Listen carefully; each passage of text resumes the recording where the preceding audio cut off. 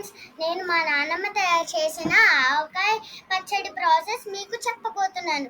First మనం వెల్లుల్లిపాయ రొబ్బలు cut ఒలుచుకొని ఉంచుకోవాలి. దాని తర్వాత మామిడికాయ ముక్కలు కట్ చేసుకొని ఉంచుకోవాలి. దాని తర్వాత ఒక గిన్నెలోకి ఏ- కారం, ఉప్పు,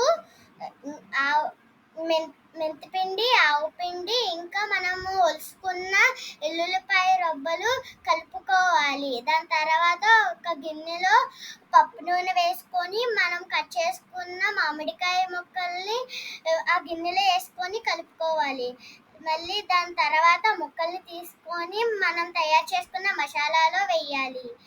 బాగా కలిపి దాని తర్వాత అవన్నీ తీసుకొని జాడీలో పెట్టాలి.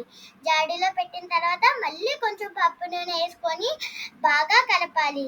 లాస్ట్లో మా నానమ్మ కలిపిన ఆవకాయ ముద్ద ఎంత బాగుందో. నచ్చితే లైక్ చేయండి.